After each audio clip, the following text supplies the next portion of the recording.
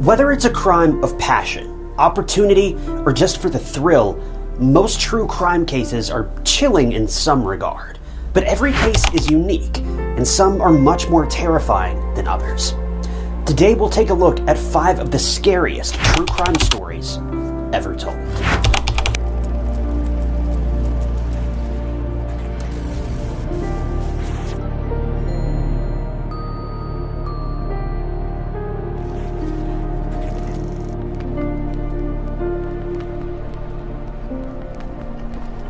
Welcome to True Crime Stories. If you're new here, I'm your host, Ty Knotts, and I post new true crime documentaries every single week, hosted by a real human person. So if that's your kind of thing, be sure to subscribe. It's completely free and just lets you know when I post new videos. Arliss K. Dykema was a cheerful young girl who was kind and devoted to her family. Having grown up in Bismarck, North Dakota, life was pretty good for Arliss.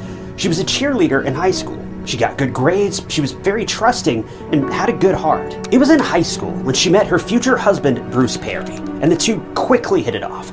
And when I say quickly, I literally mean it, because at only 19 years old, Arliss was eager to step into a new chapter of her life with Bruce, and the two decided to get married. Bruce, at the time of his marriage to Arliss, was a pre-med student at Stanford University, so you can tell that Bruce was also incredibly smart.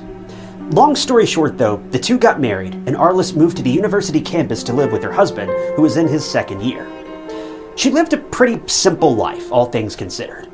At the time of the case, Arliss was working as a receptionist at a local law firm and spent most of her time at home or at her job or taking walks around the expansive Stanford campus or going to church. Arliss regularly attended the Stanford Memorial Church since it was within the campus grounds. And this is where she would end up spending a good bit of her time. But she could have never imagined that this very church would be where she would spend the final moments of her life.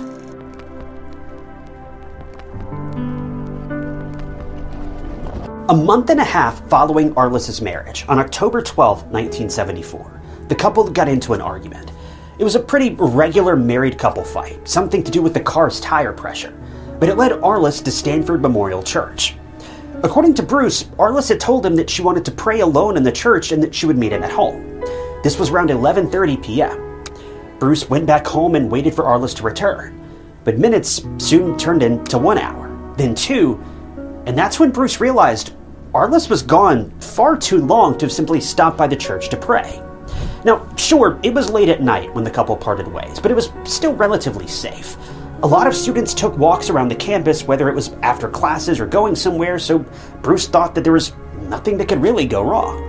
But when his wife failed to show up after several hours had now passed, he obviously got worried for her, and he called the police to report his 19-year-old wife missing. Officers were sent to check the last place Arliss went to, the church, but they noted nothing out of the ordinary. The church doors were locked, and there were no signs of a break-in. So the police just went back to headquarters. What they didn't do, though, was check the inside of the church. And a little under 3 hours later, her body would be discovered by a campus security guard. A guy named Steven was apparently making rounds every 2 hours to check the church and the surrounding places, just to make sure there was nothing wrong. He reported no strange noises or incidents taking place after midnight. But when he went back at around 5:45 a.m., this time he opened the church doors and came across a scene that was like it was literally ripped from a horror movie. A young woman's lifeless and partially disrobed body was found smack in the middle of the church, just steps away from the altar. The woman was lying on the ground face up with her hands on her chest. Her jeans were arranged in a pattern that looked like either a diamond or a pentagram. But there was more. The scene was gruesome. A broken ice pick was still lodged in the woman, and candles were placed among her very suggestively. Now, I'm sure you've realized this by now, but the body of the woman was posed in a really bizarre way. It didn't look like the woman was attacked and left for dead like this. No, someone had taken their sweet time to arrange the woman's body in what can only be described as a satanically suggestive way. I'm not really sure how else to describe it. The whole situation was just bizarre. Well, tragically, the woman was very quickly identified as 19-year-old Arliss. But who could have done something like this? And what sort of criminal would have been prowling around a church at this hour? The whole case was getting weird, But the police knew that they had to get to the bottom of this, and quickly, because this whole campus was now under the threat of a killer, and not even the local church was safe.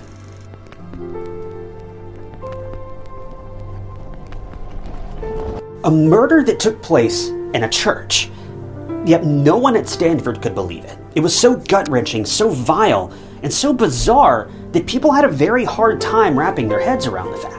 Well, Bruce was notified of his wife's body being found, and he was dumbfounded. His wife of 6 weeks, with whom he fell in love with in high school, was now found brutally murdered in a place where she found peace and guidance. Honestly, in the 70s, a murder inside a church was shocking to everyone, even more so than today. This was very jarring for the community, and they were scared for a lot of reasons, but mainly because it was potentially satanic or cult-related. Now, this was the 70s, and satanic panic was already rearing its head. Bizarre cases were floating around, especially during the 80s and 90s, that headlined satanic cults and organizations and their very grotesque rituals.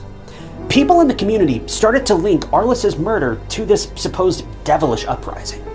I mean, you just had to take one look at the way Arliss's body was found in this church, and you would scream satanic ritual at the top of your lungs. Arliss was left lifeless and dehumanized in front of a church altar like a literal human sacrifice. To top it all off, since this was the 70s, the investigators did recover traces of DNA and fingerprints from the crime scene, but they couldn't point to any answers at the time. There were fingerprints found on items on Arliss's body, the candles, and other things. And there was also male DNA on a kneeling pillow near Arliss's body, but it couldn't be matched to anyone known at the time. Initially, Arliss's husband, Bruce, was suspected. He had an argument with Arliss, and the police, they were eyeing him suspiciously. But he was soon ruled out when he passed a polygraph test and when the DNA test results came back as not matching Bruce. Aside from people suspecting a satanic cult, though, suspicions also soon fell on Son of Sam, or the .44 caliber killer, better known as David Berkowitz, who was active in this area from 1975 to 1977. What perked everyone's ears up was the fact that David had mentioned Arliss's murder in some of his letters, pointing the finger at someone that he called Manson too. But this turned out to be a hoax when investigators questioned David, and according to them, he had nothing of value to offer to the investigation. So the police were right back where they started. Reward money was put out, appeals were made, and detectives asked the public to come forward with any information, but Arliss's case was just going nowhere. It left the community feeling unsettled and very scared. What if it was the doing of a serial killer? And what if that killer struck again?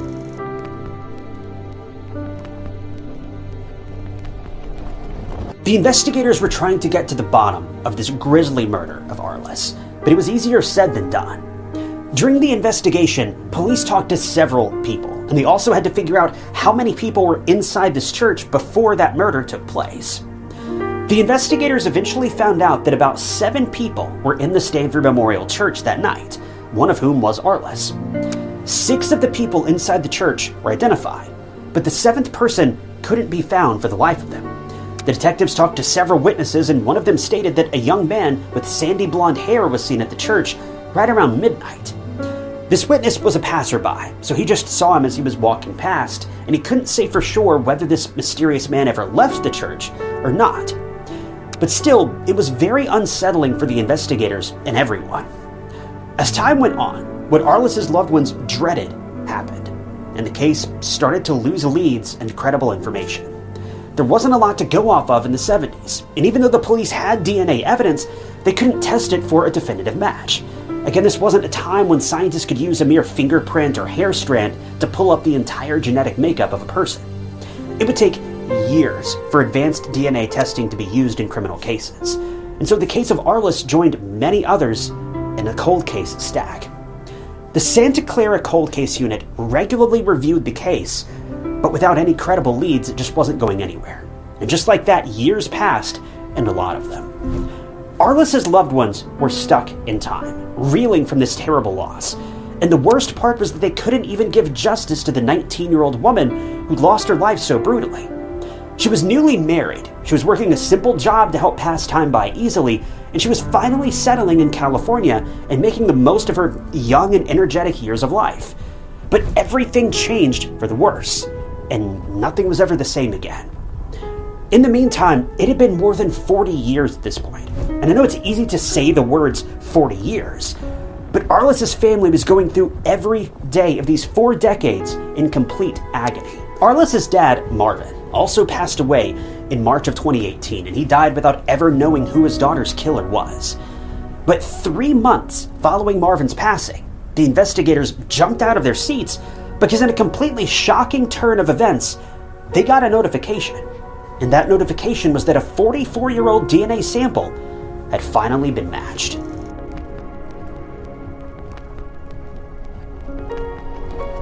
The investigators had their suspicions about a certain someone since day one, but at that time they didn't have what they have now to finally confront said person.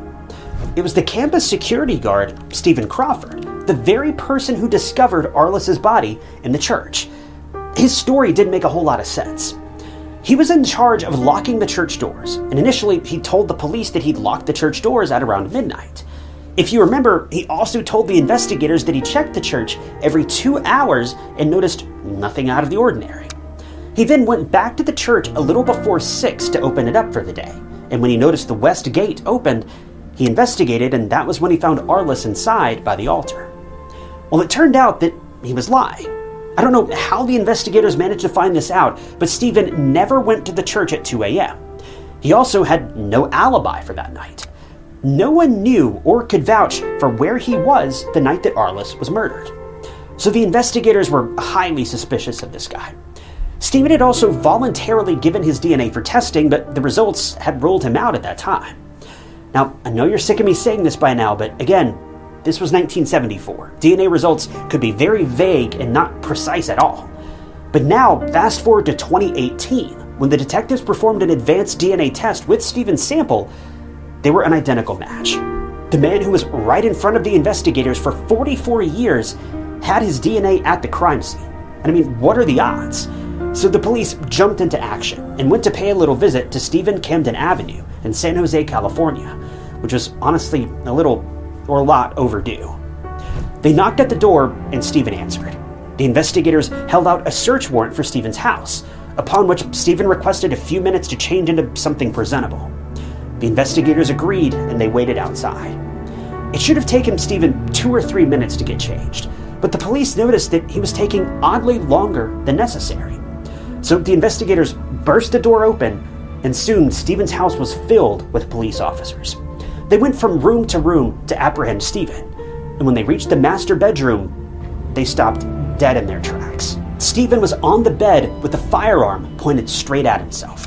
He was alive, but it wouldn't be for long, because Stephen pulled the trigger in front of the police, and with a resonating bang, the trajectory of the investigation and Arliss's case changed forever. Stephen's action of ending his own life was proof that he'd finally been caught. He definitely had something to do with Arliss and her murder. I mean, there was no room for argument. His DNA was on Arliss, but the most tragic part of it all was that Stephen took all of his reasons to kill Arliss to his grave. Arliss's family would never know why Stephen attacked her and then staged her body in such a vile and suggestive way. What was his intention with this? Why did he end Arliss's life so callously, and that too inside of a church? As tragic as it is, we will never know the answer to this question. Was the attack religiously motivated? Did this guy have other victims? Or was the crime against Arliss just a crime of opportunity? Unfortunately, none of these questions can ever be answered. If you're looking for another immersive true crime story, one that will leave you questioning the ethics and legality behind a murder case, here's a podcast you won't want to miss. On Revisionist History, The Alabama Murders, best-selling author Malcolm Gladwell takes listeners back to 1988 in Northwest Alabama, where a preacher, entangled in an affair with a parishioner, makes a devastating choice. Rather than face the shame of divorce, he arranges for 3 men to kill his wife.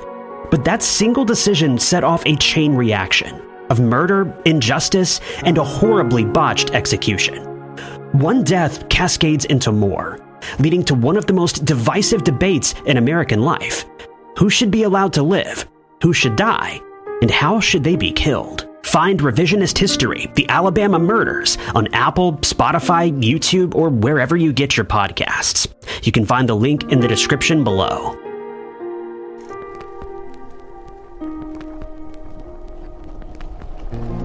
13-year-old Bradley Hansen left his home on November 10, 1995, without telling his mother that school had been canceled. Instead, he snuck over to a friend's home and never returned. When trash collectors visited the area later on to empty the bins, workers noticed some concerning evidence inside one of the neighborhood trash cans. But unfortunately, this small amount of evidence wasn't enough to lead to a conviction, at least not yet. But when investigators finally revealed their primary suspect, Bradley's family was shocked because the crime hit much closer to home than any of them could have expected. Bradley Hansen was your average teenage boy growing up in the mid-90s. Being 13, he had just reached the age where he was starting to become interested in finding a girlfriend, and there were plenty of girls his age at his school in Phoenix, Arizona.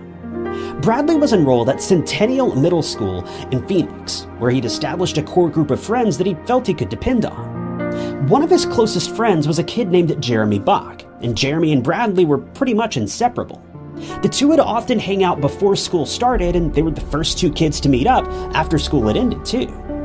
It was November of 1995. Brad and Jeremy were speaking sometime earlier that month about Veterans Day, a popular holiday here in the United States. Knowing that the two would be off of school for the holiday, they'd been excitedly planning on what they could do with all their free time. But the crazy thing is, Brad's mother didn't even realize that the children would be out of school for the holiday, and Brad had no plans of telling her. We don't know if he kept this information a secret from his mother because he feared that she may interfere with his plans, or if he simply didn't realize that his mother was unaware of the holiday. But whatever the case was, Brad and Jeremy had quite a day ahead of them. When Veterans Day finally rolled around, it was November 10th, and Brad woke up that morning, got dressed, and prepared for the day as it were any other. He then hopped on a bike that he had borrowed from his neighbor and headed off in the direction of the school. His mother watched him leave and, obviously believing it was a school day, didn't think much else about the situation. But as we know, Brad had no plans of going to school that day. Somewhere along the way, Brad changed course and began heading toward his friend Jeremy's house. It's believed that one of the reasons why Brad was so excited about his plans that day was because a girl named Taylor was expected to show up at Jeremy's house later on that afternoon. Taylor was a friend from school, and if I had to guess, one or both of these boys likely had a bit of a crush on the girl. And considering everyone's parents were at work for the day, you can only imagine what must have been going through these teenagers' minds when Taylor agreed to stop by for a visit. Now, we don't know for sure what the boys had planned on getting up to while they had the entire day to themselves, but the fact that they kept their plans a secret from their parents seems to allude to the idea that they may have been getting up to no good. Now, I can't say this with any certainty, but considering what would take place just a few short hours later, well, this theory may not be as far-fetched as it seems. No sooner than Brad arrived at Jeremy's house, the two ran into Jeremy's stepdad, Daniel, in the kitchen. It seems that Jeremy's dad also didn't realize the boys were off from school for the day, as he claims he was under the impression that the boys would be heading off soon after he left at around 7 a.m. that morning. Needless to say, the boys were over the moon that they had managed to fend off their parents and claim the entire day to themselves, meaning they could do pretty much anything they wanted with no supervision. A scary thing for two teenage boys. But their plans were nearly foiled, because at around 8 a.m., Brad's mom, Rhonda, had a sudden realization that it was Veterans Day. She began paging Brad repeatedly. Mind you, this is 1995, but Brad never responded. She sent him several pages all throughout the day, but Brad simply refused to answer. Rhonda didn't get off of work until 2 p.m. that afternoon, but once she got back home, she still couldn't locate Brad. This was very much unlike him to not respond to his mother's pages and calls. While Brad was your average, reckless teenage boy, he always made sure to stay in touch with his mother, so the fact that he'd suddenly dropped off the map sent every alarm in Rhonda's head ringing. Rhonda reached out to several of her neighbors and friends and tried to determine if anyone had seen Brad that day, but no one had any idea where he may have gone. She even called several of Brad's friends and classmates, but no one reported anything. Rhonda eventually decided to call Jeremy, and that's when things got interesting. Jeremy opened up to Rhonda about what the boys had been up to that morning. But the problem was, Jeremy claimed that Brad had left sometime early that morning, but he had no idea where he may have gone. As far as Jeremy knew, he simply hopped on his bike and left, pedaling off into the distance. Rhonda asked Jeremy that if he sees Brad, to let him know that if he's not home by 5 p.m., she'll be calling the police to file a missing person report. Jeremy agreed, and the two hung up the phone. Now, there's some unusual information about what took place immediately after this call with Jeremy. It's been reported that Rhonda decided to call Jeremy's stepfather, Daniel, who explained that he'd last seen both of the boys at 7 a.m. that morning. Daniel explained that he'd speak with Jeremy as soon as he got home, and that he would report back with any information he managed to find. But immediately after the call, Rhonda decided that she just couldn't sit around and wait for Brad to show up. She had to do something. Thus, she hopped in her car and started traveling to all of the nearby hangout spots, desperately hoping to find some trace of Brad. But she never did. And later that evening, things took a turn for the worse.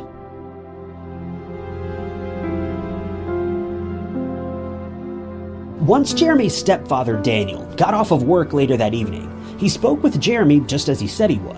But after the two spoke, for reasons that remain unclear, Daniel never bothered calling Rhonda back. He knew that Rhonda was still actively searching for her missing son, yet never bothered to pick up the phone.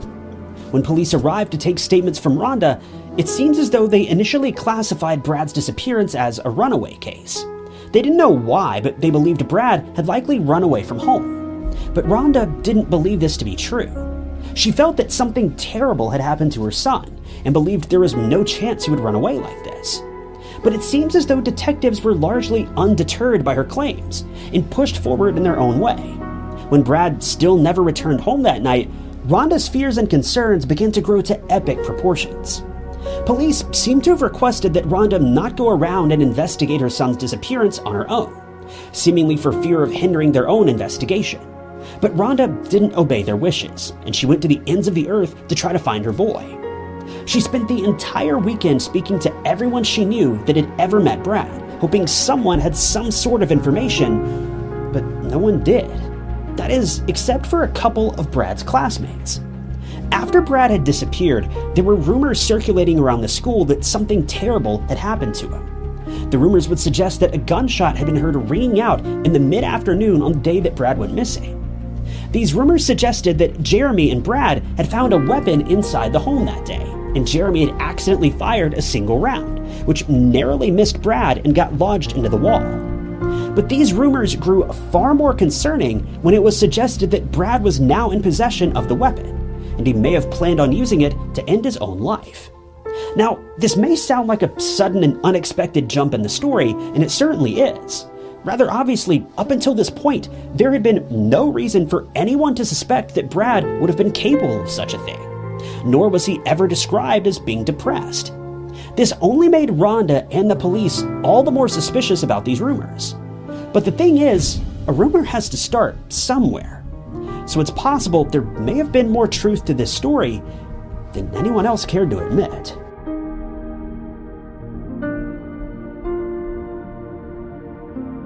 Daniel, Jeremy's stepfather, would call Rhonda sometime around November 13th, about 3 days after Brad had gone missing. During their call, Rhonda opened up about the rumors that she had heard regarding Brad's intentions. Daniel assured Rhonda that these were nothing more than rumors, and even went as far as calling home to his girlfriend, asking her to check and make sure that all of the family's weapons were safely stored away and accounted for. When Daniel's girlfriend Debbie checked the safe, she confirmed everything was in order and nothing was missing. This did a lot to calm the nerves of Rhonda, but in a sense, it also made things worse, because this meant that she was back to square one. This is when Jeremy decided that it was time to speak with Brad's mother personally. Jeremy called Rhonda shortly thereafter and explained everything that had transpired that day. Now, we don't know all the specifics of their call, but Jeremy said that he'd last seen Brad when he left and rode off on the bike that he borrowed from his neighbor. He added that Brad wasn't in the best of moods when he left that day. Jeremy was able to confirm that, as far as he knew, he had been the last person to have seen Brad. But he also added that in the last conversation that he had with Brad, Brad had allegedly claimed that his life, quote, sucked, shortly before pedaling off on his bike. But by the following Monday, when Brad still had not been located, and rumors were beginning to grow far more frequent and far more concerning, the school decided that it was time to get involved. This is when Anne Schelling stepped in. Anne was one of the school's lead administrators, and she spoke with Jeremy twice that day, as well as dozens of other students who had some sort of relation to Brad. Now, according to Anne, she was able to determine that Jeremy, Brad, and Taylor, the female friend who had stopped by, had all been hanging out that day. Now, prior to this, it doesn't seem as though Jeremy had ever mentioned that Taylor had been at the house that day. It seems that this information was first brought up when Anne had spoken with Taylor privately. For whatever reason, Jeremy was doing his best to keep Taylor out of the situation. But now, things had escalated. Anne decided to bring both Taylor and Jeremy into the room at the same time, and that's when Jeremy adapted his story slightly, saying that the two had last seen Brad heading off on his bike, with Brad claiming that he would return in about 10 minutes, but he never came back. This is where things get incredibly interesting, and the story that Jeremy shared with his parents and investigators, well, it began to fall apart. Jeremy knew something about where Brad had gone, but he wasn't willing to let this information slip. Realizing that Taylor and Jeremy had each been telling completely different versions of the story, Anne decided to pull Taylor aside and ask her what had really happened that day. Taylor was incredibly honest, even when she realized that her confession may get Jeremy in a lot of trouble. Taylor admitted that she had made plans with the boys to meet up at Jeremy's house that day. She added that when she arrived, she noticed Brad's bike in the driveway, a fact that didn't align with the story that Jeremy had shared, claiming Brad had already driven off on his bike. But strangely, when she entered the home, Brad was nowhere to be found. She noticed Brad's backpack sitting on the kitchen table alongside his pager, yet Brad wasn't inside the house. When Taylor asked Jeremy where Brad was, Jeremy explained that Brad had left. Taylor obviously didn't believe him. All of his things had been left behind, so where had Brad gone, and why would he leave all of his stuff? Taylor felt that Jeremy was playing some sort of a joke and believed Brad must have been hiding somewhere in the house. But after wandering all throughout the house and calling Brad's name and getting no response, Taylor finally began to believe that Jeremy was telling the truth. But no sooner than she believed him, she began to doubt him once more. That's because, as she wandered into the laundry room, she found Brad's shoes covered in red stains.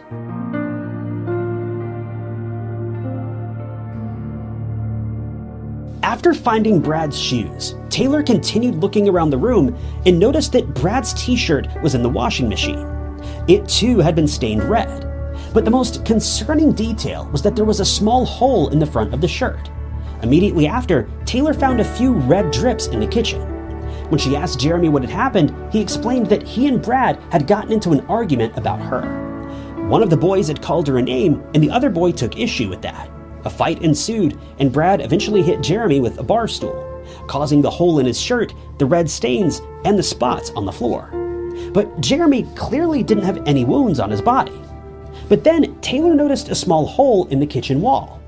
Jeremy claimed that Brad had grabbed one of the weapons from Jeremy's stepfather's cabinet and fired a single shot.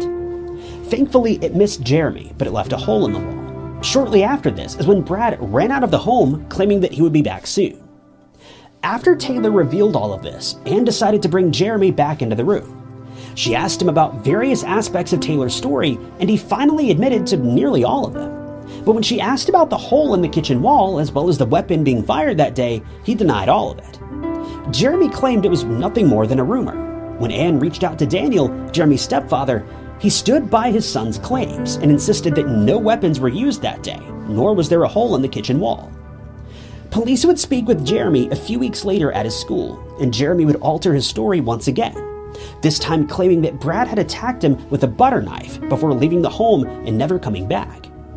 Jeremy also added that he believed Brad had run away to Arizona with a man named Poppy, or that he had run away to California to find his dad. He wasn't entirely sure.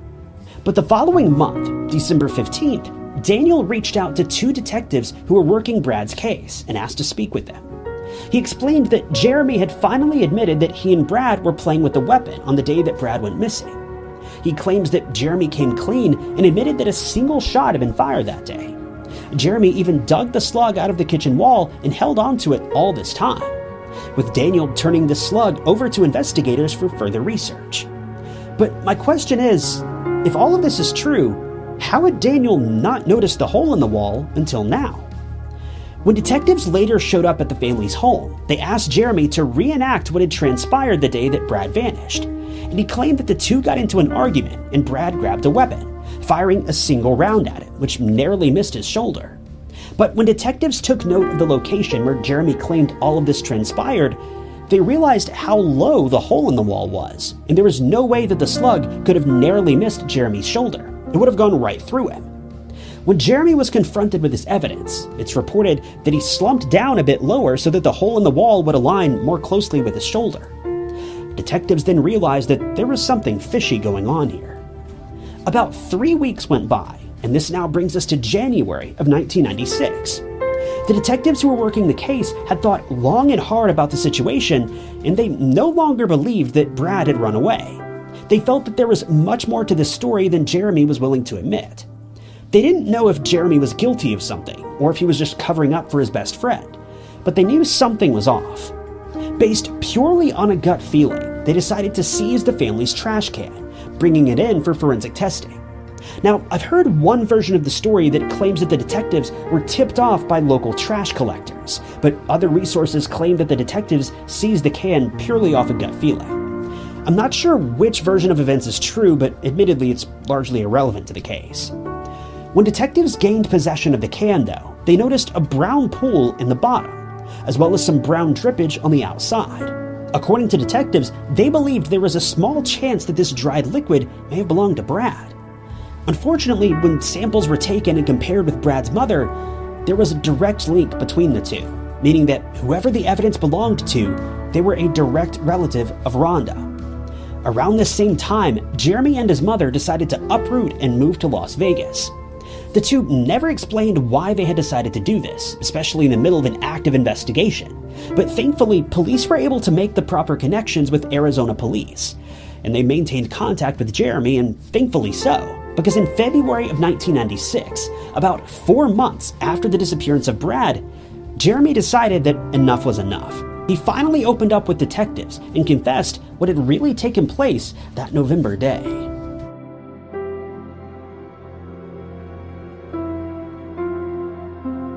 When Jeremy arrived at the police station, he quickly confessed that he and Brad had, in fact, been playing with weapons on the day that Brad was last seen. He says that they'd been playing with multiple weapons when he aimed one at Brad. When he did, he bumped his hand on something, causing him to flinch, and the weapon went off without him ever having his finger on the trigger. The slug struck Brad, but he was still alive. But what's crazy is that Jeremy had begun to panic and clean up the crime scene, leaving Brad there, desperate for help. Jeremy dug the slug out of the wall and tossed it into the trash, along with several cigarette butts that the two had been smoking earlier that day. Now, Jeremy's version of events is incredibly graphic, but based on what he told detectives, Jeremy insists that the whole situation was an accident. He claims the weapon wasn't even cocked when it went off, but this is completely impossible. According to experts, there's a distinct possibility that Brad was alive for an entire hour after the shot had rung out, meaning there was more than enough time for him to have been saved. Yet, because Jeremy panicked, Brad lost his life due to sheer negligence. We don't know if Jeremy was afraid that his parents would find out that they've been playing with weapons, or if he was afraid that he may go to prison. This has never been fully explained. But regardless, Jeremy was too busy cleaning up the scene of the crime and covering up his own mistakes to have taken the time to actually help his best friend survive what was apparently an honest mistake. In the end, Jeremy claims that he hauled Bradley out to the family trash bin and tossed him inside. Bradley would remain in the trash bin for an entire week before trash collectors even dumped the bin. Now, we don't know how they didn't discover Brad's remains inside, but somehow they didn't. In the end, Jeremy was arrested and charged in the second degree. Investigators believe there is zero chance that the weapon went off that day accidentally. After inspecting the weapon, detectives say that there's no possibility a simple bump could have caused the weapon to have been discharged. They believe that the trigger was pulled with intent, even if the demise of Bradley was truly just a mistake.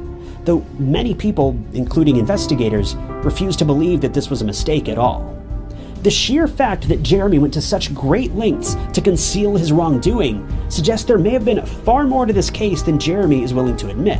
After all was said and done, Jeremy was convicted and sent to prison for 22 years after being tried as an adult, despite only being 13 when the crime was committed. He entered prison in January of 1998 and was set to be released back in December of 2021, meaning he's now a free man. But the main thing about this case that I just can't wrap my head around is, what about Jeremy's parents? Now, I'm not accusing them of anything, that's certainly not my intention, but how could all of this have unfolded without them realizing anything? After all, Jeremy's stepfather, Daniel, claims to have inspected the weapon and even smelled it, yet claimed it had never been fired. He also claimed that all of his ammunition was accounted for, but it couldn't have been, because one round had clearly been fired. He also claims that all of his weapons were locked away in the family's safe. So does that mean Jeremy had a key or a code to the safe? It's certainly possible that he stole the key from his father without him knowing, but that still doesn't explain how his father claimed there was no hole in the kitchen wall when there certainly was. It also doesn't explain how, when Daniel reached out to investigators shortly after the crime, he opened up to them and explained that Jeremy had admitted a weapon had been discharged that day. He even handed him the slug that had allegedly come out of the wall. But this couldn't have been the one that ended Brad's life, because we know that Jeremy had already thrown that one away. So this would mean that a total of 2 rounds had been fired from this weapon, yet Daniel didn't notice the missing ammunition. But if all of this weren't enough, what about the trash bin? Did no one ever take the trash out in the 4 months since Brad had vanished? Surely one of Jeremy's parents would have noticed all the liquid that was in the bottom of the can and dripping down the sides on the outside of the can. Surely someone would have noticed a boy in the bottom of the bin for that first week. Worse yet, surely someone would have smelled something. Now, like I said, I can't with a clear conscience accuse Jeremy's parents of anything, but the whole situation just feels suspicious to me. I hate this so much for Rhonda and the rest of Brad's family. So much more could have been done to save this boy. I even hate it for Jeremy too, because if this was some sort of simple accident or mistake, Jeremy's own panic caused him to lose his best friend and be sent to prison for 22 years, when all of this could have been avoided with a simple phone call for an ambulance. This whole case is just tragic from beginning to end. I just hope that Rhonda was able to make peace with things, even though there's nothing in the world that could bring back her little boy.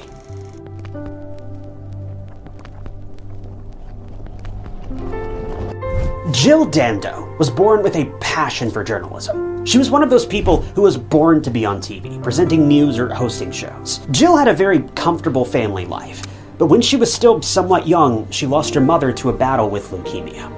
But Jill was relentless, and nothing would stop Jill from chasing her dreams of being the face of BBC.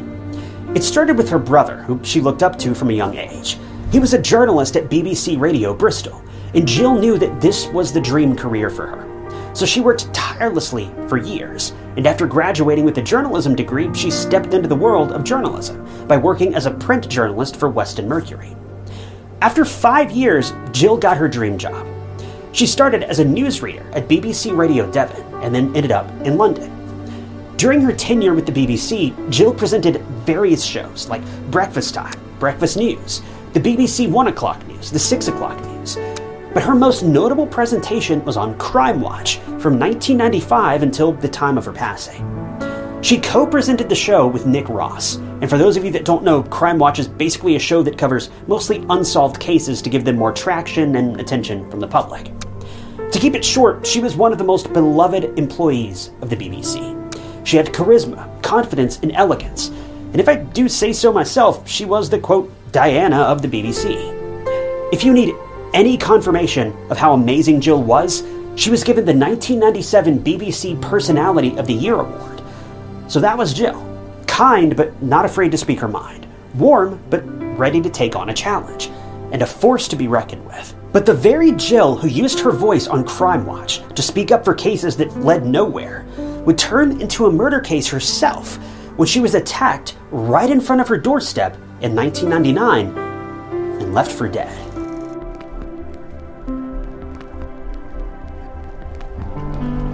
In December of 1997, 2 years before the tragedy that befell Jill Dando, she met Alan Farthing. He was a gynecologist, and interesting fact, he went on to become Queen Elizabeth II's personal physician. He was separated from his wife at the time of meeting Jill, and the two hit it off like a house on fire. They were perfect for each other, and they knew that this blind date would change their lives forever. In January of 1999, Alan popped the question on one knee, and Jill said yes. At this time, Jill lived at 29 Gowan Avenue, Fulham, but she was considering selling her home in order to move in with Alan. On the fateful day of April 26, 1999, Jill had some papers to pick up from her house in Fulham, so in the morning hours, she left her fiancé's home in Chiswick and made her way back home.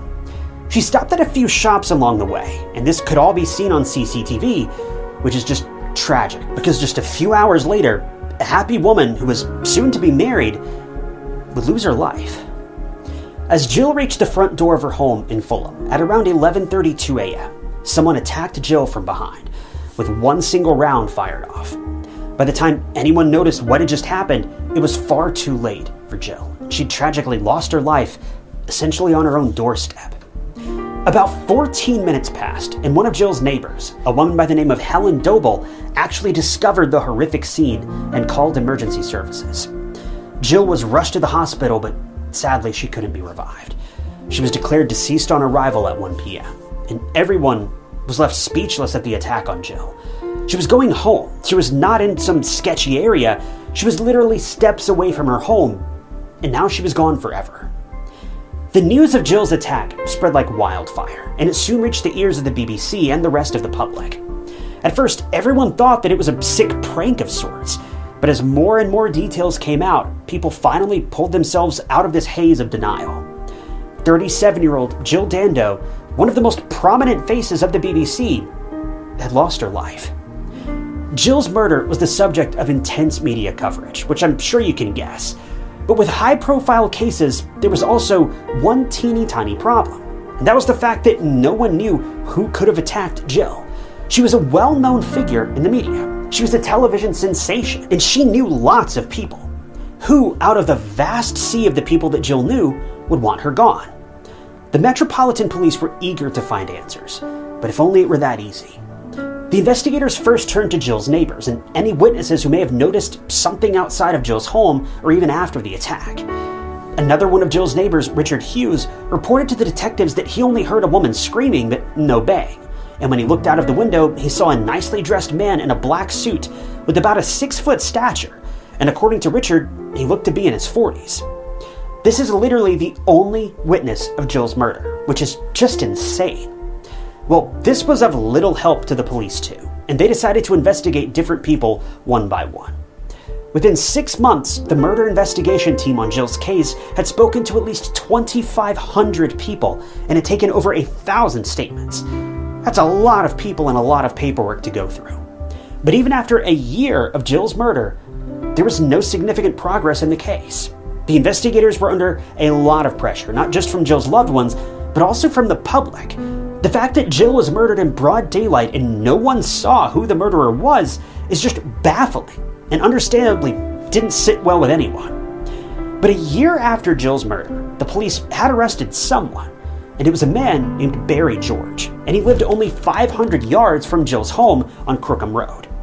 He had a criminal history, and once the investigators searched his house, they discovered hundreds of pictures of women, famous women, women who were TV presenters.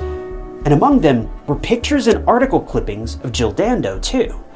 And here's another chilling detail. All of the pictures were taken secretly. The women were unaware that they were being photographed. The detectives even discovered a picture of Barry with a gas mask and a modified firearm in his hand, and it looked eerily similar to the one they believed was used on Jill. Now, the weapon used on Jill was never recovered, but ballistic analysis concluded that the firearm had been illegally modified, and the weapon Barry was holding in the picture was also modified. So Barry George was arrested in May of 2000, and he was charged with Jill's murder. But would it be that simple?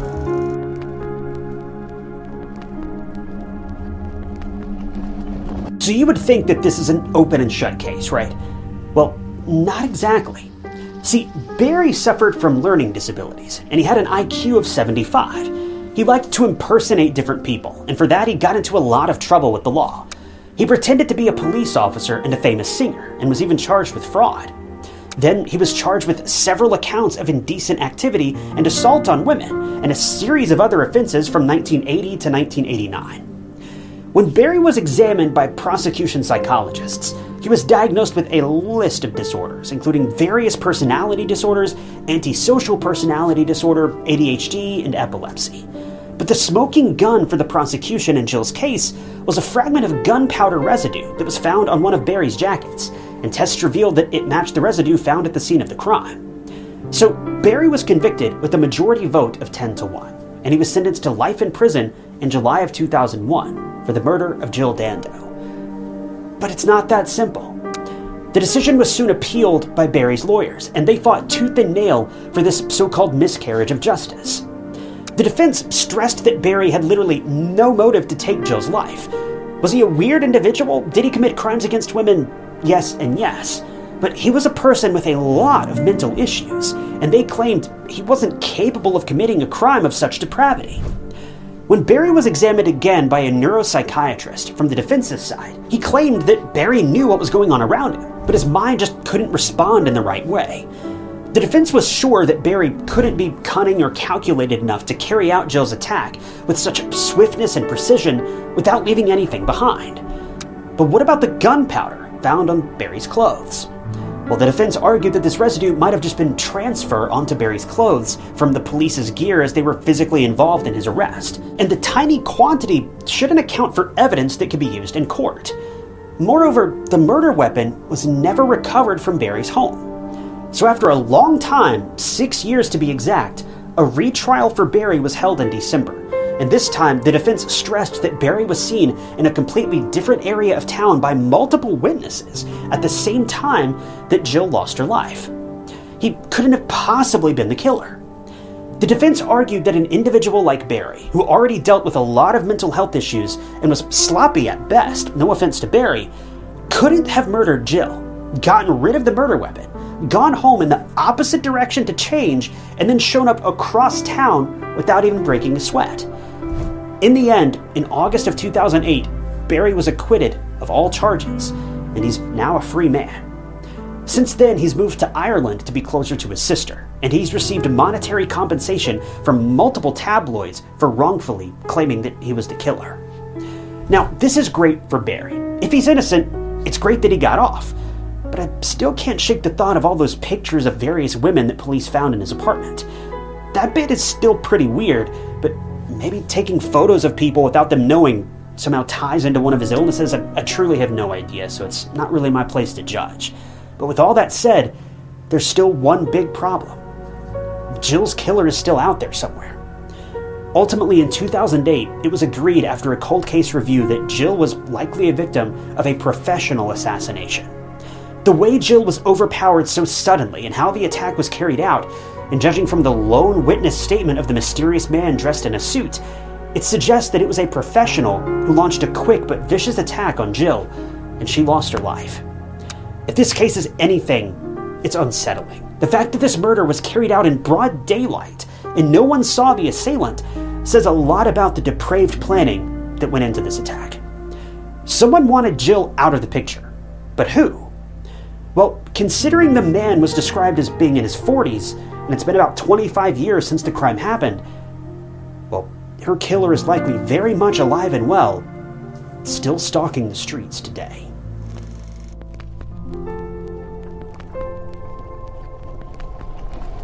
Tiffany Valiante was only 18 years old when she went missing on a warm summer night in 2015. While Tiffany had by all means been your typical teenage girl, she'd been involved in some extremely suspicious and mysterious situations in her final hours. Years later, her parents are still working to piece together what exactly took place on the night that their daughter vanished. Tiffany snuck out of her home that evening and was spotted on CCTV footage heading toward the nearby train tracks. Just before midnight, investigators located a crime scene on the tracks after it was reported that a train had struck a pedestrian. But this was only the tip of the iceberg. Detectives ruled that Tiffany had taken her own life that night, but subsequent investigations paint Tiffany's final moments in a much different light. In fact, many people, including Tiffany's own parents, now believe that Tiffany may have been ambushed in the woods that night, and that the train wreck was nothing more than a disturbing cover story. Tiffany Valiante had grown up in Mays Landing, New Jersey. She attended high school at Oakcrest High School, where she was known for being an excellent volleyball player. In fact, volleyball was one of Tiffany's main callings in life.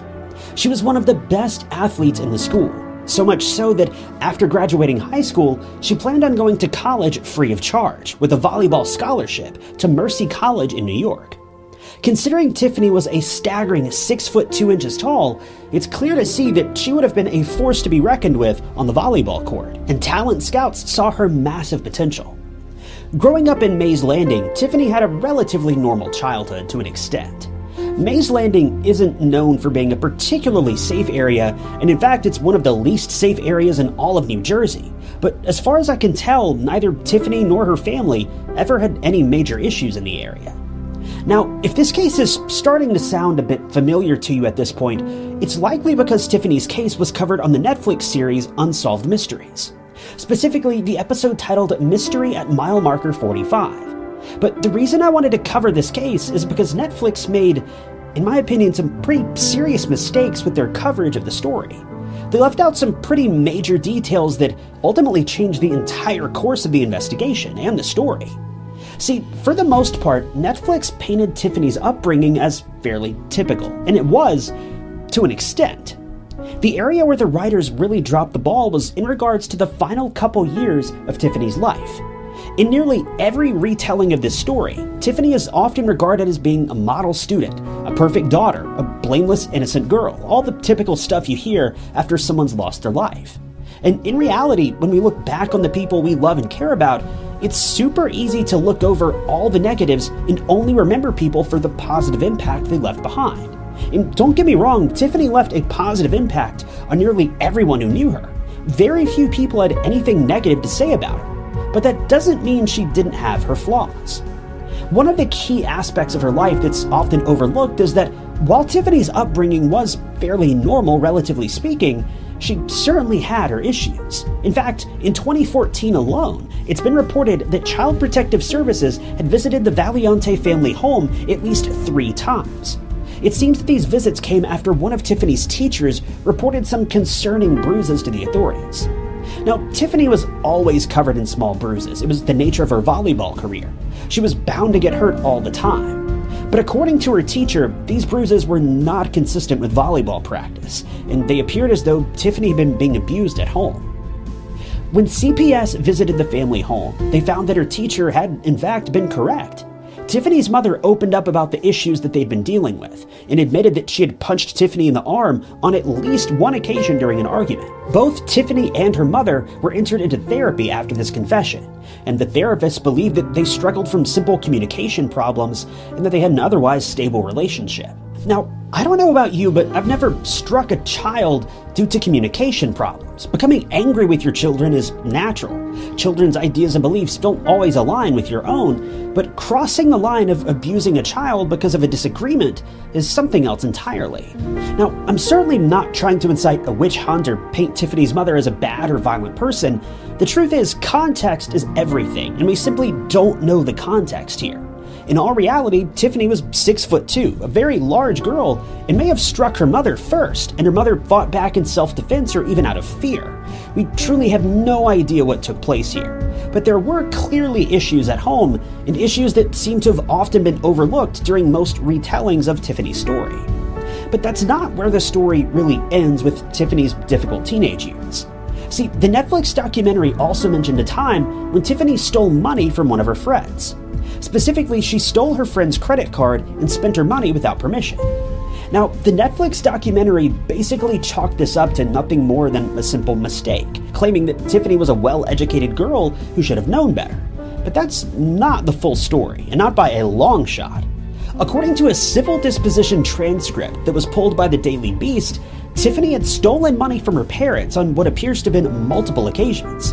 In the past, Tiffany's mother had defended Tiffany's actions in regards to her stealing money from her friend, but she conveniently left out the fact that Tiffany had stolen from her own family just months before this. It's been suggested that Tiffany did this as a way to lash out against her parents when they had disagreements, but the truth may go much deeper than this. Kids steal for a variety of reasons. They may simply steal because someone else has something that they want. But in Tiffany's case, her actions seem to have been her way of communication. In particular, her family claims that she would steal from her parents when she was upset with them. This just further proves the major communication problems that her family was dealing with. A lot of times, children steal to get their parents' attention, to prove a point, or to bring awareness to an underlying issue in their home life, even if it's all done subconsciously. Now, I'm certainly not a child psychologist, but I'd be willing to bet that this is what was happening here. Tiffany was very clearly struggling, and if investigators are to be believed, this may have been what ultimately led to that terrible summer evening when Tiffany put an end to her struggles once and for all.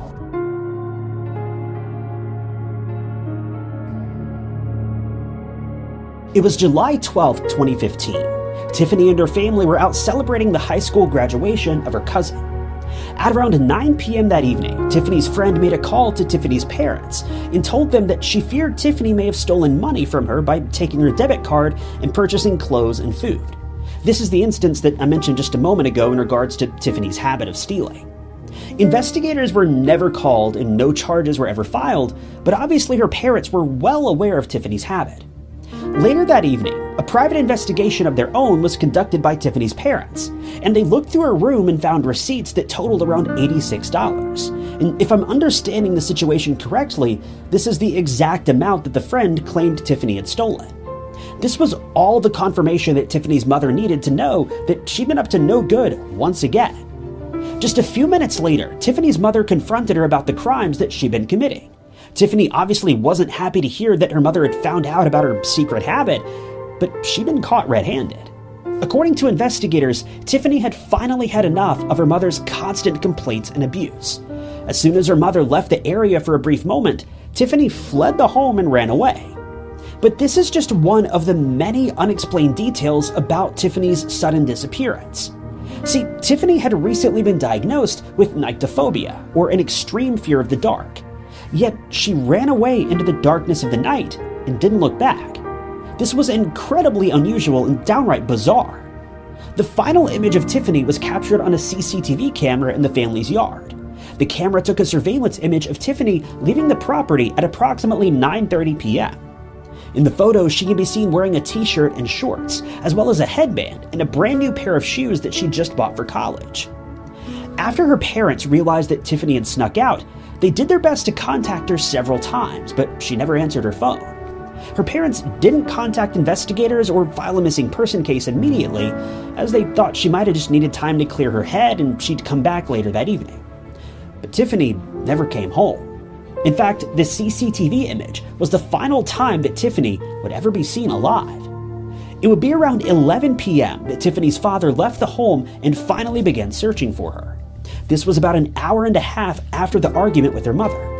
Her father didn't even make it to the end of the driveway before he found a disturbing piece of evidence that gave him chills.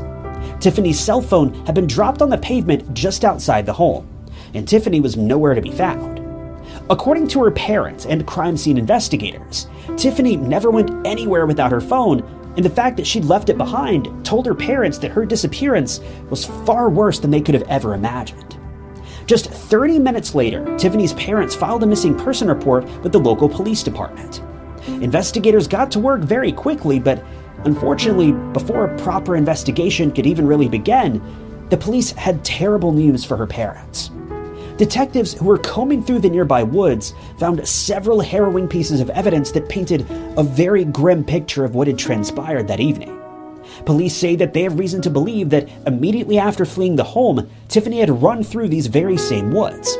But strangely, all throughout these woods, they found various pieces of Tiffany's clothing. Her shoes were also found, but no one knows why she would have removed her shoes while running through the thick brush like this. It would have only made things more difficult for her. But as investigators followed the pieces of evidence all throughout the woods, they quickly realized that all of the clothing led right to a set of train tracks. And as soon as they arrived at the tracks, their hearts sank. Tiffany had been found, but she was no longer alive.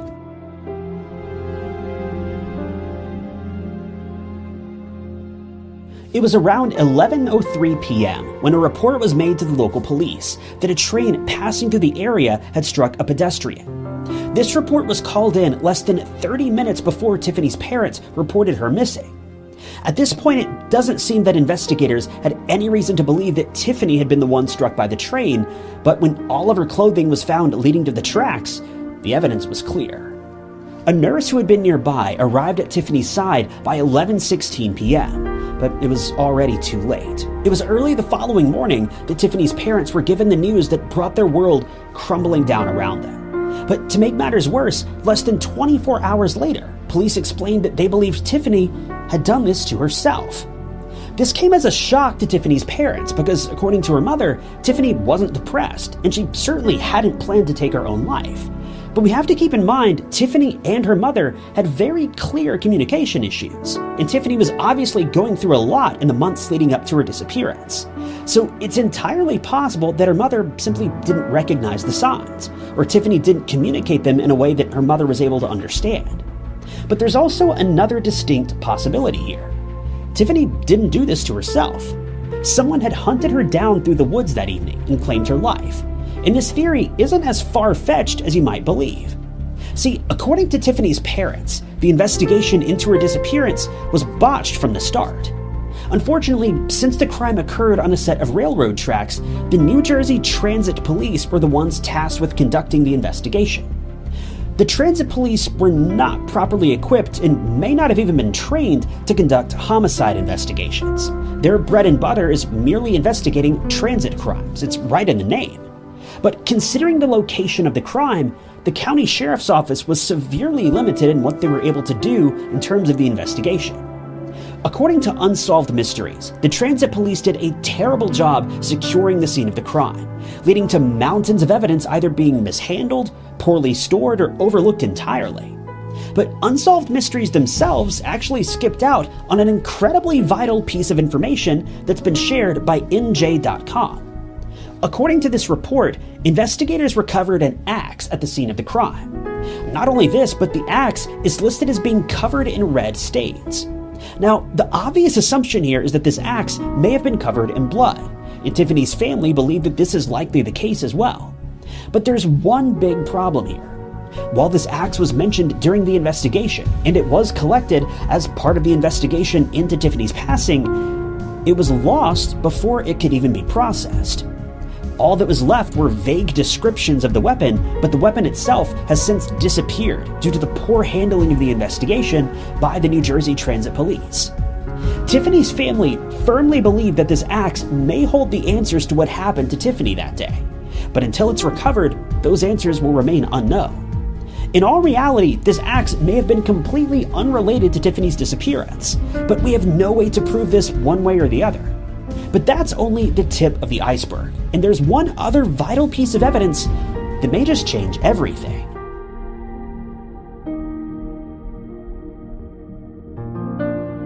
When detectives arrived at the scene of the crime to collect Tiffany's remains and process her for any additional evidence, they noticed a very specific detail that didn't make sense. If you remember, Tiffany's shoes were found in the woods surrounding the train tracks. We know that she'd run quite a considerable distance through the woods before eventually making her way to the tracks. Yet her feet showed no signs of running through the brush, through the thorns and the tree limbs that would have obviously been scattered all around the woods. Her feet were totally smooth and free of any abrasions. According to one report, Tiffany would have run nearly a full mile without her shoes. So this made no sense at all. Nearly all of Tiffany's clothing was recovered in the woods that day, including her headband and shirt that she'd been wearing in the CCTV footage. But investigators also found a keychain that Tiffany's parents didn't recognize. Now, it is possible that this keychain was already in the woods and was unrelated to the case. But when you consider the keychain in combination with the rest of the evidence, we have to ask ourselves, did Tiffany actually run through the woods that evening? Or was she carried? And could this keychain belong to the person who carried her? Considering her clothing had been removed, her feet were baby smooth, and she allegedly showed no signs of depression, well, all of this in combination with the axe that was found nearby has led many people to believe that Tiffany may have been abducted that evening. This would also explain why her phone had been dropped at the bottom of the family's driveway. Now, to clarify something I mentioned earlier, in the moments before Tiffany allegedly ran off into the night that evening, her mother had been pressing her about the credit card that she had stolen from one of her friends. According to Tiffany's mother, both she and Tiffany headed out to Tiffany's car to search for the credit card. Tiffany told her mother that the card wasn't in the car because she wasn't the one who stole it, but her mother insisted that they check anyway, firmly believing that Tiffany was lying. As they were searching through the car, Tiffany's mother claims to have seen her daughter secretly grab a card and slip it into her back pocket, hiding it away from sight. When her mother pressed her about this, Tiffany once again denied it. This is when her mother walked back into the house to tell her father about the situation, and when she returned outside, Tiffany was gone. All that was left behind was the CCTV footage of Tiffany walking through the yard toward the end of the driveway.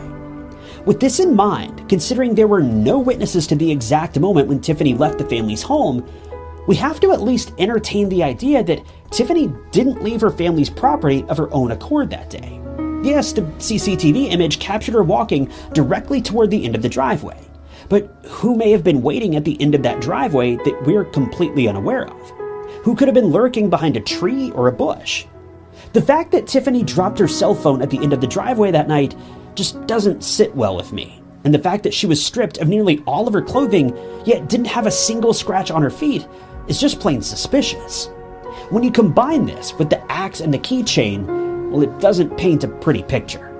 Now, there is a distinct possibility that Tiffany did this to herself, and the axe, the cell phone, the keychain, and the lack of cuts on her feet are all simple coincidences. That is a possibility. But giving this case even 2 full seconds of thought leads me to believe that something far more sinister took place in those woods that evening.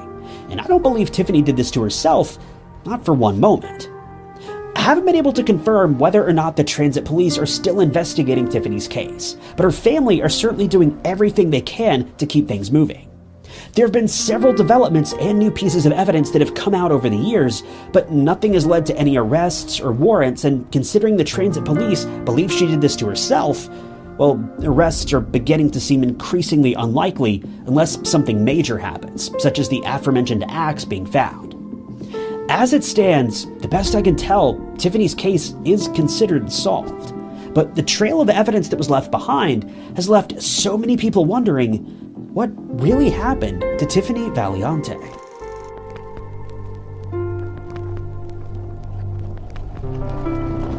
II was born in Dunkirk, New York. He was a pretty chill and happy young guy from birth, and he had a very uneventful childhood. Larry attended Pine Valley Central School, where he met the love of his life, Jill. They were both 15 at the time they met, and not long after, they started dating. It was love at first sight for both of them, and even though they were pretty young, their gut told them they were meant to be together. Larry had always dreamed of working with children. He was also very passionate about teaching, so it was settled that he was going to pursue a degree in education from SUNY at Fredonia. He completed his master's from Walden University and started working as a substitute teacher at a local school. In the meantime, Larry and Jill got married and started their family. They settled in Hamburg, and the couple welcomed a baby girl not long after. Larry was a great husband, a loving father, and a wicked good teacher. But since his job was temporary, he was struggling to find a permanent position. Well, that was when he came across a position at Toys R Us. It was for an assistant manager position, and even though this wasn't really what Larry wanted to do, he still applied and he actually got the job. And soon enough, Larry would fall in love with his new job. Larry loved all things kids. Toys, goofing around, and trying to put a smile on everyone's face were just some of Larry's favorites. And as soon as he set foot into the world's largest toy store, he knew that he was right where he was supposed to be. Larry loved it at Toys R Us. He got along with his employees, and even though the shifts could be a little demanding, Larry made the most of it. For Larry, working at Toys R Us was a dream come true. He was indirectly around children, just not in a classroom, and it was much more refreshing. For Larry, working here became a blissful experience. It wasn't even like a job anymore. His work here had become part of who he was. But Larry could have never guessed that in the very place that he loved, he would soon lose his life.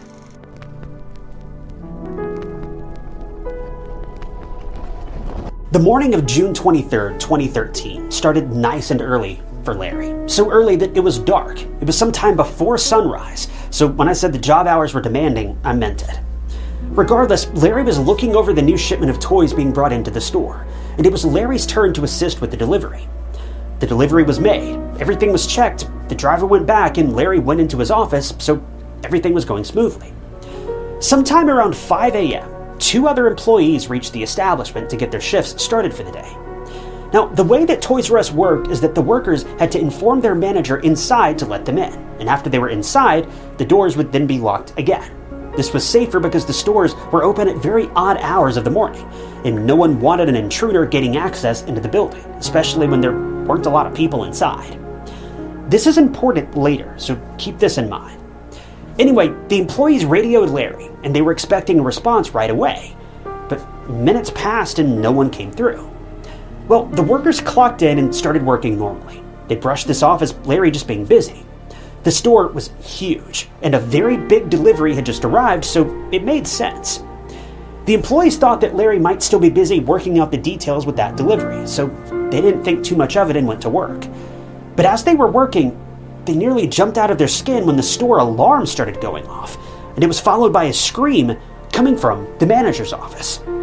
A woman named Cindy made her way into the office, which was also Larry's, and she literally walked into a nightmare. 35-year-old Larry Wells was slouched in the chair behind his work desk, barely alive and visibly wounded. Cindy noticed that the phone was also off the hook. Well, Cindy called emergency services while the rest of the employees just rushed out of the store. Larry was wheeled out of the store later on, but things were not looking good. He was alive, but before paramedics could do anything to save him or stop the bleeding, Larry lost his life. And this is when the paramedics realized 2 things. 1, Larry was gone, but 2, he'd been murdered.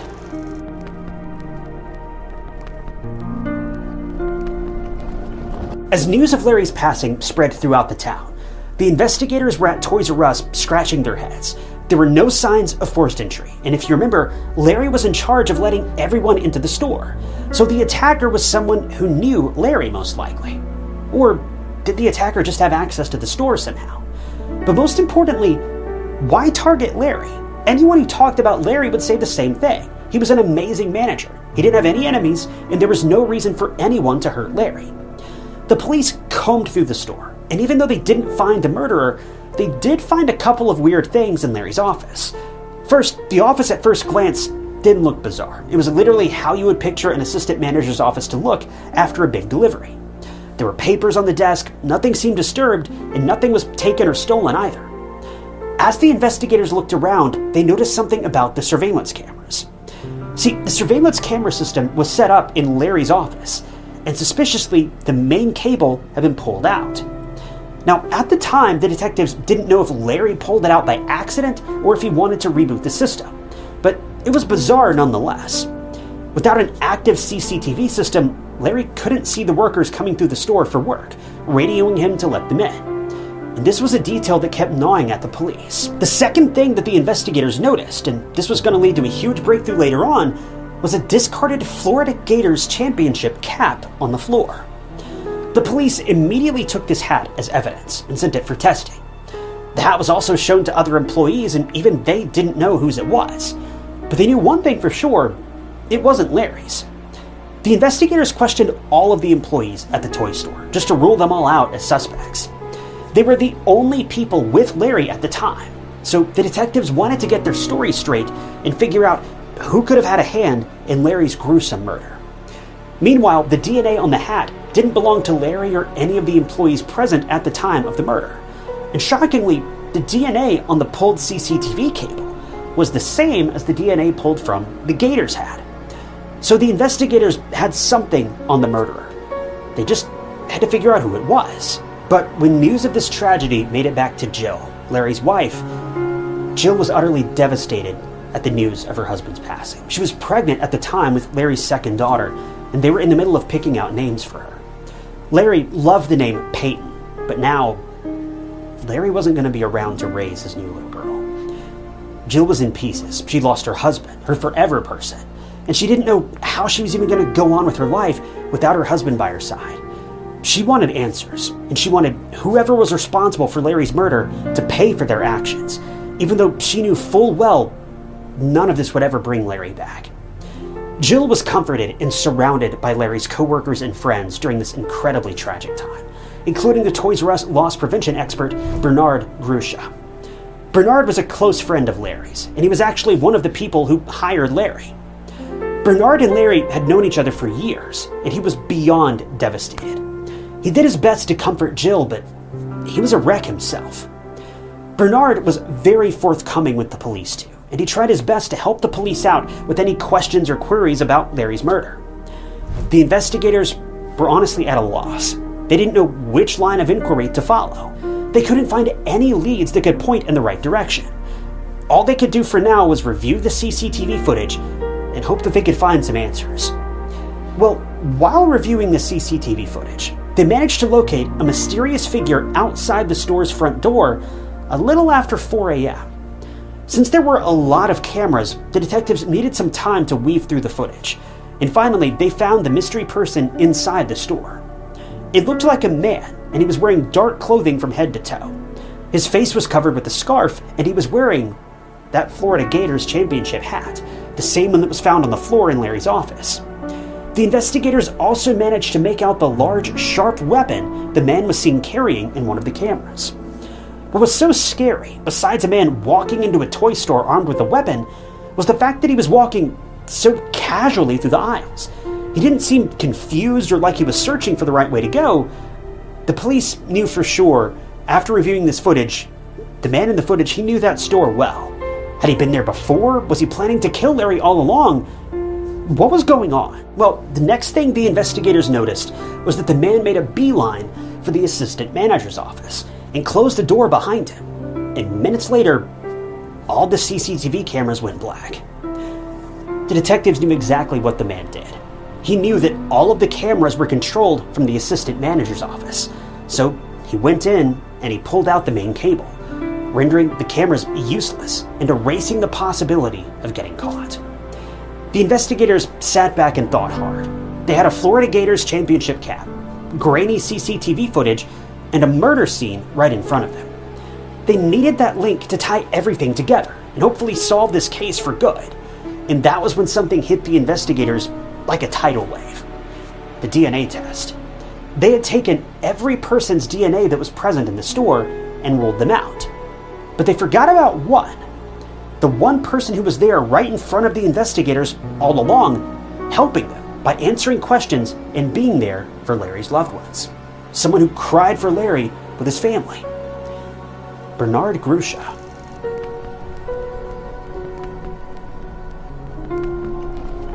The police realized they never took Bernard's DNA for the investigation. And now that they thought back to the time that they asked Bernard for a swab, well, he'd come up with the lamest excuses in the book to be let off the hook. Well, judging by Bernard's initial apprehension about giving a swab for DNA testing, the investigators thought that they were going to have to do some sneaky detective work to get their hands on Bernard's DNA. They weren't exactly suspicious of Bernard at this point, they just wanted to rule him out before moving on to the next mode of action. Well, when they reached Bernard's beautiful and luxurious home in Hamburg, imagine their surprise when Bernard gave the investigators a swab without a blip of hesitation or any sort of fight. The detectives sent the swab for testing, and when the results came back, they were floored. Bernard's DNA matched the one that was on the hat, as well as the CCTV cable.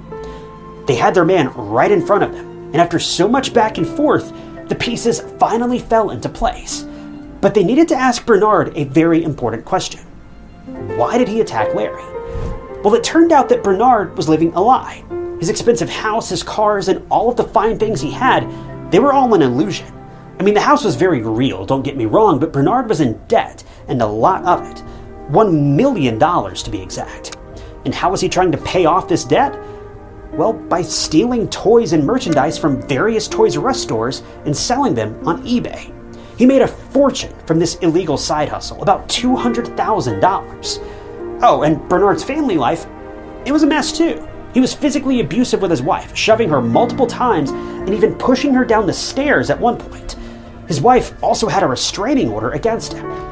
Well, the investigators called Bernard in for an interview, and he swore up and down he had nothing to do with Larry's murder. But DNA told a different story. The police also took a step back and looked at the CCTV footage after seeing Bernard's physique. And there was no doubt that the man weaving through the store with the weapon in his hand had the same build and height as Bernard. The investigators also found a stack of new toys, all still in their packaging, at Bernard's house. It was his warehouse of sorts. Bernard, being the regional loss expert, had access to various Toys R Us stores, and he would abuse his power to steal new toys from the shipments and sell them on eBay to make money to pay off his debt. He was arrested and charged with Larry's murder, and he was held without bail until July of 2014, when he finally pleaded guilty to manslaughter. The defense rolled with the argument that Bernard had never intended to kill Larry. He just wanted to steal the goods and be on his merry way, but Larry caught him and tried to subdue him. But there are two ways this murder could have unfolded. It's believed that Bernard gained entry into the toy store, which was easy since he worked there. And when he was in Larry's office pulling out the CCTV cord, well, that was when Larry walked in, but he didn't recognize who the masked man was. Regardless, Bernard brandished the weapon and tried to force Larry to give him access to the safe in the office. But Larry didn't want to, and he instead charged at Bernard and tried to fight him off. It's believed that Larry even pulled the scarf off of Bernard's face, and that's when Bernard launched a vicious attack on Larry and left him bleeding in his office. Alternatively, it's possible that Bernard stood outside the toy store for a few minutes, knowing that Larry would soon come in for work. And when he did, Bernard pushed Larry inside and threatened him with the weapon. Again, it's believed that Larry tried to subdue Bernard, but he was unsuccessful, and that was how the tussle took place. And Bernard dropped his hat on the floor and finished Larry off. Now, this part is so devastating, but after Bernard fled the scene, Larry tried to reach for his phone to call for help, but he was too weak to make that call. It's so tragic, and we don't even know if Larry knew that Bernard was the one who attacked him, all for stealing some toys so that this grown man could pay off his debts. But when you think that Larry was attacked by the very person he considered to be a work friend for years, it's just heartbreaking. And the fact that Bernard was there to console the family of the person he had just killed, that's just insane. In the end, Bernard was sentenced to 25 years in prison and was also given 5 years probation. This was sadly the maximum sentence for a manslaughter charge, which honestly feels like nothing compared to the damage he's done to a family that considered him to be a close friend. After all is said and done, Larry's legacy lives on in the form of a children's book titled Balloons for Heaven. It's a book that was illustrated by Hamburg journalist Matthew Chandler, who talked to Jill, Larry's widow, and tried his best to paint a beautiful picture of Larry and the loss that his family has to live with following his tragic and untimely passing. Jill later gave birth to a healthy baby girl, and in Larry's honor, named her Peyton. Life for Jill has been harder than ever, especially after losing her husband. She's there for all of her daughter's milestones, but Larry isn't, and that breaks her heart over and over again. At Larry's funeral, his daughter Maddie drew pictures of the family and placed them in her father's casket, and she went on to send notes attached to balloons into the sky for her dad later on. Even after all this time has passed, more than 10 years, it is still devastating what happened to Larry. Larry was a good man until the end. Even when his life was in danger, he made sure that the place where he worked wouldn't be messed with. It's a fight most of us wouldn't consider to even be worth it, but Larry wasn't about to let a crime be committed on his watch, if he had any ability to try to stop it. At the end of it, a man lost his life, 2 beautiful girls lost their father, and all because a thief didn't want to get caught.